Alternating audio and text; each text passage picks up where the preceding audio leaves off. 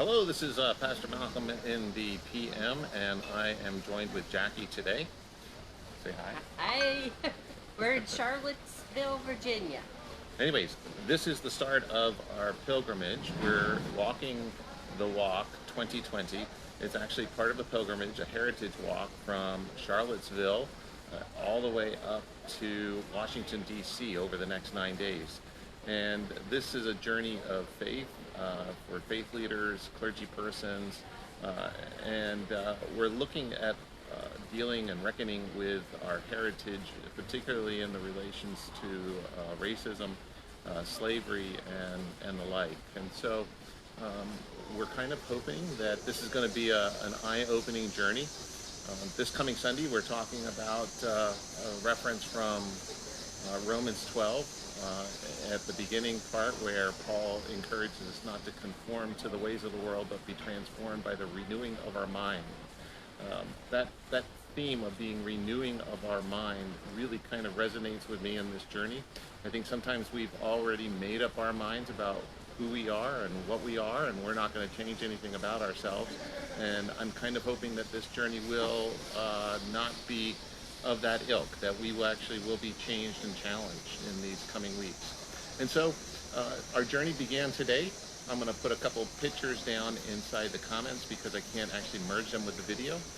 But our journey actually began at Monticello, and there is an African slave grave site cemetery, and we actually had two wonderful hosts, Gloria and Calvin. Gloria is Gail, that's right, Gail, who's actually descended from Thomas Jefferson, and Calvin, who is actually a descendant of slaves. And by the way, Gloria is also a descendant from slaves. So, why do I keep calling her Gail?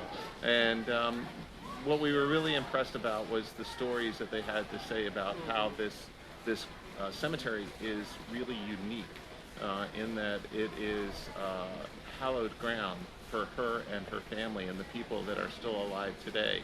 So much so that even when Monticello was turning into sort of a I don't know what would you call it, historical site, they agreed to leave this area as it was so that it would not be disturbed.